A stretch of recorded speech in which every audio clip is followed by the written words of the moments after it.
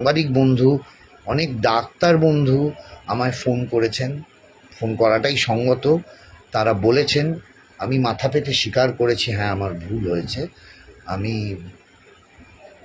আমি জানি না এর কোনো যুক্তি নেই, মানে আমি বলতে পারছি না, তবে একটাই কথা বলছি, আমি লজ্জিত।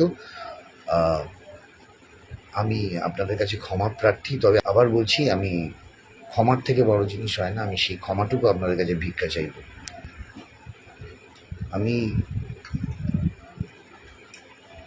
আবার বলবো, আবার চাইবো যে যে চলে গেছে সেই সন্তানহারা পিতামাতা যেন সুবিচার পান, তারা যেন দেখে যেতে পারেন দোষীরা কঠোরতম শাস্তি পেয়েছে।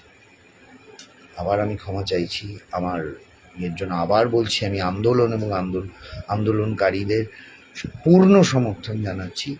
We want justice.